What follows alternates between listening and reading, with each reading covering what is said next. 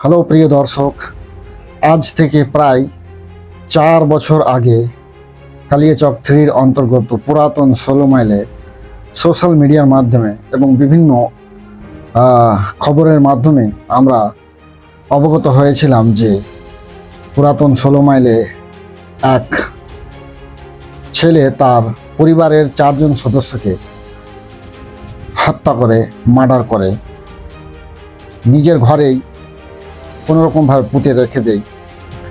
কিন্তু পরে তা পুলিশ উদ্ধার করে তাদের সেই 4 সদস্যের মৃত্যুর পচা সড়া দেহকে।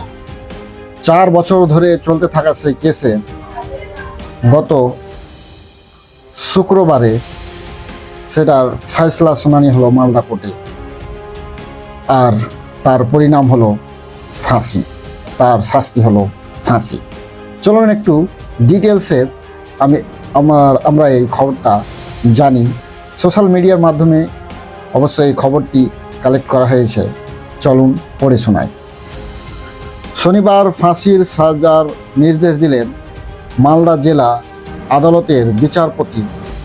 প্রায় 4 বছর আগে কালিয়াচকে পরিবারের 4 সদস্যকে খুনের ঘটনায় দোষী সাব্যস্ত ছোট ছেলেকে মৃত্যুদণ্ডের আদেশ দিল মালদা জেলা আদালতে। মৃত্যুদণ্ডের আদেশ দিল মালদা জেলা আদালতে। শনিবার মৃত্যুদণ্ড হিসেবে ফাঁসির আদেশ দিলেন মালদা জেলা আদালতের বিচারপতি শুভায়ু বন্দ্যোপাধ্যায়। উল্লেখ্য, 2021 সালের জুন মাসে মালদার কালিয়াচক থানার পুরাতন 16 মাইল এলাকায় এক বিভৎস নারকীয় ঘটনা সামনে আসে। পরিবারের 4 সদস্যকে নির্মমভাবে খুন করার অভিযোগ ওঠে ওই পরিবারেরই ছোট ছেলে মোহাম্মদ আসিফের বিরুদ্ধে। তার বিরুদ্ধে অভিযোগ সে ঠান্ডা পানীয়ের সঙ্গে অর্থাৎ কোল্ড ড্রিঙ্কের সঙ্গে ঘুমের ওষুধ মিশিয়েছে তার বাবা জাওয়াদ আলী, মা মাইরা বিবি, বোন আরিফা খাতুন ও ঠাকুমা আলেক জান বেওয়াকে খুন করে। এমনকি সে তার দাদা মোহাম্মদ আরিফকেও খুনের চেষ্টা করেছিল বলে অভিযোগ, যদিও তার দাদা পালিয়ে কোনো রকম প্রাণে বাঁচে। 2021 সালের জুন মাসে পুলিশ এই ঘটনার পর্দাফাঁস করে অফিসের নবনির্মিত বাড়ির গুদাম ঘর থেকে 4 জনের পচা গলা মৃত্যুদেহ উদ্ধার করলেও তাদের খুন করা হয়েছিল ওই বছরের ফেব্রুয়ারি মাসে।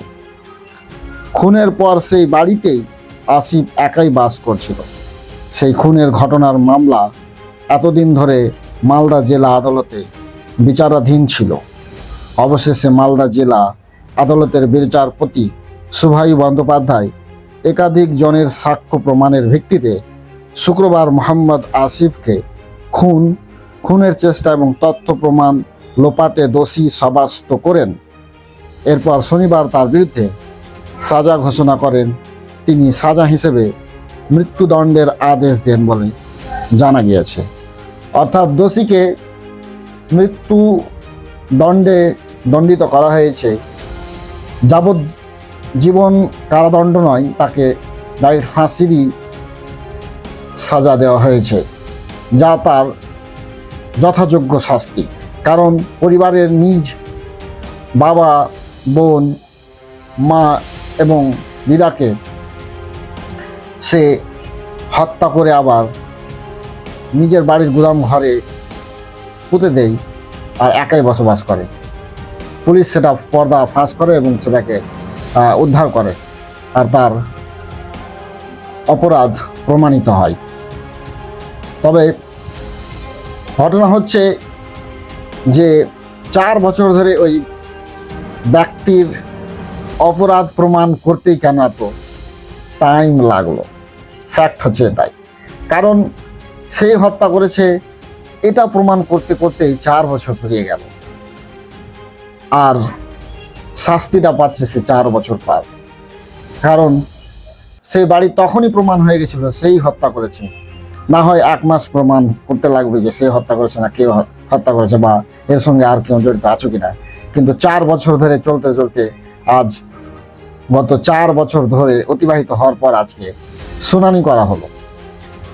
এখান থেকে আর একটা জিনিসের প্রমাণ পাওয়া যায় যে আমাদের ভারতীয় যে বিচার ব্যবস্থা, সেখানে ন্যায়ের আশা বা ন্যায় যে আপনি আশা করবেন সেটা পেতে পেতে আপনি হয়তো আপনার এককাল জীবন পার হয়ে যেতে পারে, হয়তো আপনি দুনিয়াতে থাকতেও পারেন নাও পারেন, এর মতো অবস্থা। করা উচিত ছিল যে কোনো অপরাধী হোক সেটার বিরুদ্ধে, সেটার পরিপ্রেক্ষিতে তদন্ত করে ইনভেস্টিগেশন করে যত সত্তর হোক অপরাধীকে শাস্তি, যথাযোগ্য শাস্তি, কঠিন শাস্তি তার অপরাধ এর সাপেক্ষে দিতে হবে। তাহলেই আমাদের ভারতবর্ষ তথা প্রত্যেক জায়গায় এই অপরাধের পরিমাণ কমবে। অপরাধীরা ভয় পাবে, অপরাধ করার আগে 100 বার তার চিন্তা ভাবনা করবে যে এর পরিণাম কী হতে পারে। আজ আমরা ভারতবর্ষে দেখছি যে আমাদের বিচার ব্যবস্থা, শাসন ব্যবস্থা কী মতো হয়ে গেছে। এখন মানুষ নিরাপদে থাকতে পারছে না, মানুষ মানুষকে হত্যা করছে, প্রশাসন তাকে গ্রেপ্তার করে আবার হেফাজতে নিচ্ছে, তাকে প্রোটেকশন করছে যাতে পাবলিক তাকে কিছু না করতে পারে। তাহলে যদি এই শাসন ব্যবস্থার আর অপরাধীদের যথাযোগ্য শাস্তির ব্যবস্থা শীঘ্রই যদি না নেওয়া হয়, তাহলে আমাদের সমাজ ধ্বংসের দিকে, আমাদের সমাজ ধীরে ধীরে ধ্বংসের দিকে চলে এসছে, এমনকি সিভিয়ার পজিশনে চলে এসছে। আমরা আজকে দেখছি যে ভারতের বিভিন্ন প্রান্তে ভারতের নাগরিক নিরাপদে থাকতে পারছে না, নিরাপদে ব্যবসা বাণিজ্য করতে পারছে না, নিরাপদে কোথাও যেতে পারছে না। কোথায় বাসে মারধর, ধর্মের নামে মারধর, কোথায় ট্রেনে মব লিঞ্চিং, কোথায় কোনো জায়গা ধরে মারা হচ্ছে, পেটা হচ্ছে, এমনকি নির্মমভাবে অত্যাচার করা হচ্ছে। তাহলে ক্ষতিগ্রস্ত কারা? ক্ষতিগ্রস্ত হচ্ছে ভারতের শাসন ব্যবস্থা, ক্ষতিগ্রস্ত হচ্ছে আমাদের এই ভারতবর্ষের ইন্টারনাল যে শাসন ব্যবস্থা, সেটা ক্ষতিগ্রস্ত হচ্ছে আমরা মানুষরাই।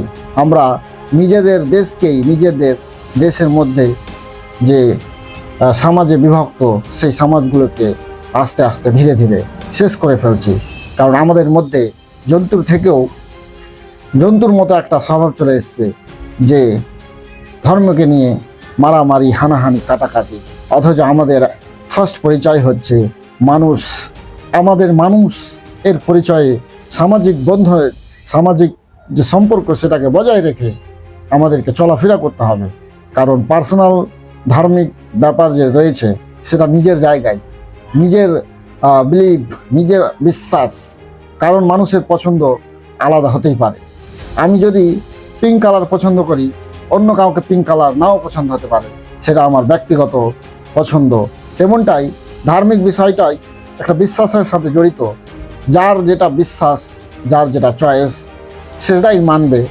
আর এটা ভারতবর্ষে আমাদের নিরপেক্ষতা রয়েছে, স্বাধীনতা রয়েছে, যে যার ধর্ম সেটা স্বাধীনভাবে পালন করতে পারবে। কিন্তু আজকে আমরা পাষাণের মতো মানুষ বলে আর চিনতে পারছি না। আমাদের চোখে পর্দা পড়ে গেছে, আমাদের চোখে অনেক আমরা ধর্মের চশমা পরে নিয়েছি, আর কিছু দেখতে পাচ্ছি না, শুধু ধর্ম ধর্ম ধর্ম। অথচ আমাদের ফার্স্ট প্রায়োরিটি আমরা মানুষ। আমাদের আঘাত লাগলে কষ্ট হয়, আমাকে যেমন কষ্ট হয়, অন্যকেও আঘাত দিলে কষ্ট হবে, সেটা আমাদের বুঝতে হবে। মানবিকতা যেটা আমাদেরকে বাঁচিয়ে রাখতে হবে। আমাদেরকে একের অপরে ভালোবেসে চলাফেরা করতে হবে। কারণ একটা ফুলের বাগানে এক ধরনের ফুল যদি থাকে, তাহলে সেটা তো ভালো আছেই বটে, কিন্তু একটা ফুলের বাগানে যদি বিভিন্ন ধরনের সুগন্ধি ফুল থাকে, তাহলে সেই ফুলের বাগানটা সব থেকে বেশি ভালো। কারণ সেখানে বিভিন্ন ধরনের সুগন্ধি ফুলে সজ্জিত থাকে, সেটা দেখতে ভালো লাগে, মনোরম লাগে, মনটা জুড়িয়ে যায়। তেমনটাই আমাদের ভারতবর্ষে বিভিন্ন ধর্মের সমন্বয়ে গঠিত এই ভারতবর্ষ, এটাই আমাদের সৌন্দর্য, যেখানে বিভিন্ন ধর্মের মানুষ শান্ত সুষ্ঠুভাবে বসবাস করার অধিকার রয়েছে। কিন্তু আজকে আমরা বিশ্বে গ্লোবাল নিউজে এটাই ছড়ানোর বা ভাইরাল করে দিয়েছি যে ভারতবর্ষে শুধু ধর্মকে বা ধর্মের নামে ধর্মকে কেন্দ্র করে লড়াই ঝগড়া চলতে থাকে, আর সেখানকার সমাজ ব্যবস্থা ধীরে ধীরে ধ্বংস হয়ে গেছে। সেখানে বেকারত্বের সংখ্যা বেড়ে গেছে। কেউ বেকারত্ব নিয়ে কথা বলে না, ধর্ম নিয়ে কথা বলে, রাজনৈতিক নিয়ে কথা বলে। কেউ প্রয়োজনীয় জিনিসপত্রের যে সামগ্রীর, ওষুধের, খাবারের, জিনিসপত্রের, তেল, পেট্রোল, আমাদের নিত্য প্রয়োজনীয় ডেইলি লাইফে যেসব জিনিস, সেগুলোর দাম আকাশ ছোঁয়া দাম, সেগুলো ব্যাপার নিয়ে কেউ মাথা ঘামায় না। শুধু একটাই টপিক, ধর্ম ধর্ম ধর্ম। ধর্ম বাঁচাতে হবে, ধর্মকে বাঁচানোর প্রয়োজন নেই, আমাদের বাঁচানোর প্রয়োজন আছে মানবিকতাকে। মানবের প্রতি যে দরদ, সেটাকে আমাদের মধ্যে বাঁচাতে হবে। তাহলেই আমাদের সমাজ টিকে থাকতে পারে।